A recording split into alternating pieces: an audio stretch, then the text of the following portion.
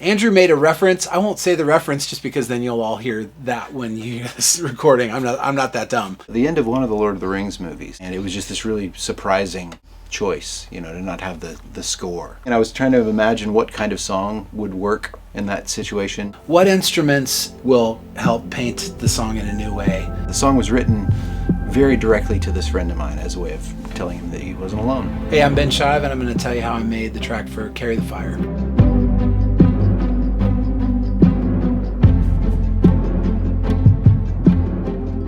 Well, Andrew claims that we were at a sound check and the band was kind of in the background, kind of just goofing around, and Ben just started playing that piano part, that dee-doo-dee-doo-dee-doo-dee-doo. A record had just come out that I was inspired by, and I was looking for something that sounded like that. It was such a striking part that you could kind of hear the other guys in the band kind of sit up straight and go, I'm going to play along with that. All of a sudden there was this kind of like groove happening. My head immediately filled with lyrics. He's in the middle of writing this Light for the Lost Boy record. The themes on that record are just very much like trying to labor out of darkness and into a brighter place, and trying to do that with your friends. It's not the only song on the record that's about people holding the light for each other. And so, yeah, the lyric he came out with was just this big, painful, triumphant, hopeful thing.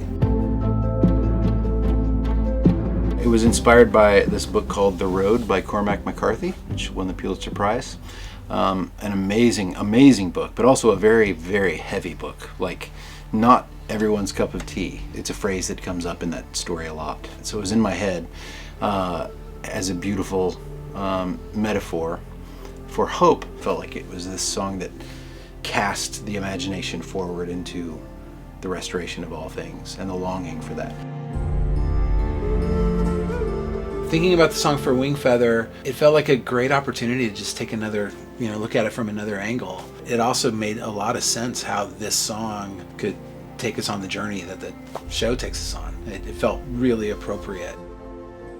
I was thinking about where this season ends, and I don't want to spoil it for people who haven't seen it, but it ends in a bit of a cliffhanger. We got about halfway through book 2, and Janner, as the main character of this story, is dealing with some really difficult things and is making some hard choices out of love for someone, perfectly illustrating the whole I will carry the fire for you kind of idea.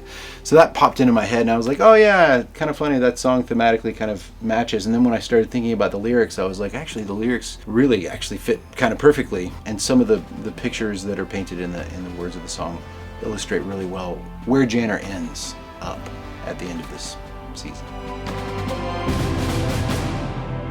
Taylor, her strength, her tone, it's like a trumpet. It's nice and reedy and brassy and perfect for this kind of lyric. She's also got a lot of ache in her voice. These things that singers can do, like just like frying the vowels in the back of your throat and like kind of just groaning the lyrics. She just does those things so naturally and well, and that turned out, I think, to be just such a great fit.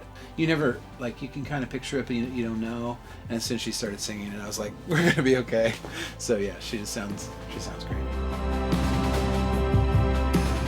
It took me too long as a producer to figure out you don't set the key for anybody but the singer.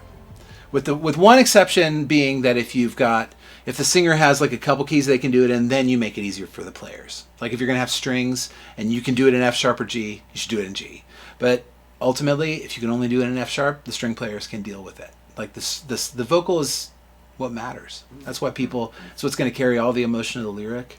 The track exists, at least in my world, the track exists to help the vocal go where it needs to go. My process is I try to leave the track in a mode where I can still change the key at the click of a button. Like when you're working in the box like this, that's very easy to do. And even if you have gotten players on things these days, you can usually find a way to change the key without spending more money. Usually. I tend to know, like, Taylor's kind of a high alto, so probably she's got a solid, B or a C in her, but really she's going to be happy, topping out around like an A or a B flat. So you just kind of do the math. I mean, the two things you really want to do is you go, hey, is this a good key for you? And I think we probably tried a couple of keys and then settled on one. And then you go, is this a good tempo for you? And that's the other reason to keep it elastic. So you want to be able to emote it, but you also don't want to bore people. So you find that place where you can get the words out and be able to be emotional, but where it's not so slow that it doesn't carry the fire.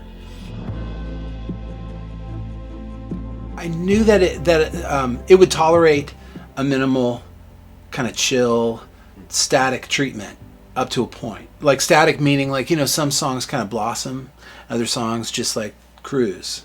And I knew that mostly cruising was going to help us, but that there was going to come a point when we're saying things like, we dream in the night of a feast and a wedding and a groom in his glory. Like, you can't just be cruising on a lyric like that. So I knew that there was going to have to be some kind of development, but I wanted it to come late. You always want a track to have some kind of a signature part that's at the center of it. So to take the signature that, you know, that gives the song its kind of identity and strip that away, it can be hard to do. My feeling was that the main problems were, I didn't really want it to be piano for this track. I wanted there to be a lot more space, and I didn't want it to be constant. And so I found this way, first of all, I put it on pizzicato strings because I felt like they would have a lot of space, they would have a mellow tone, and then I found a way to just like, instead of going, I think I figured out, what if they just go like that. So here's them doing that. Another important theme from the record, which was this background vocal that was all these people going, oh, oh, oh. But I didn't want it to always be vocals like it was in the original. So I have these kind of orchestral keyboards, like a harp and a celeste.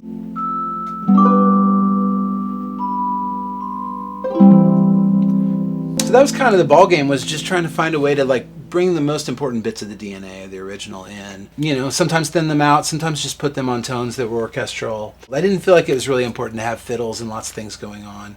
But I do have this little mandolin strumming in the background, and he's kind of a little destroyed. He sounds like he's going through through a bad tape deck or something like that.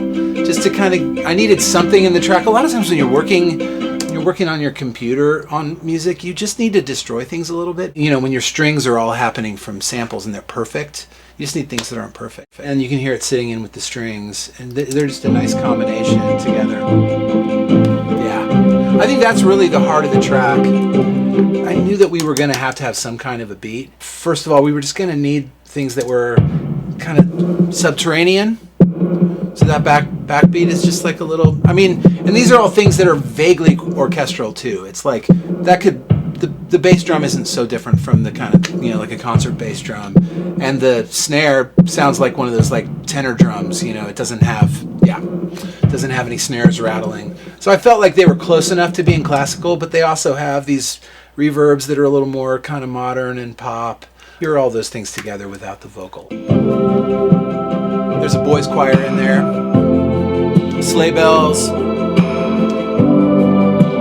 So that's us kind of cruising along, but I felt like we needed to have these moments where we kind of erupted into like real drama.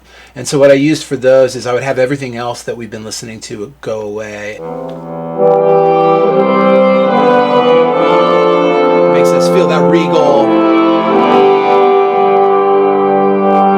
Between that, and I also used some vocal samples to give us this. Just these big classical choir kind of vibes.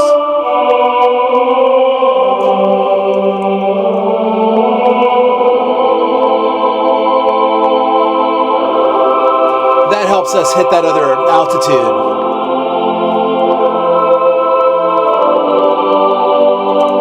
And also, the drums change a little bit in those sections because suddenly we bring in these guys. We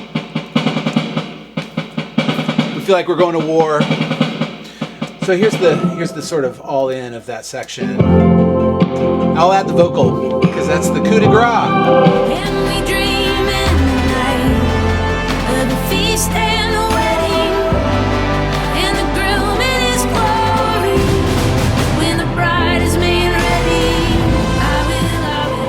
Yeah, so that helps us get from where we've been, that kind of steady climb, to suddenly we're in a new place. Yeah.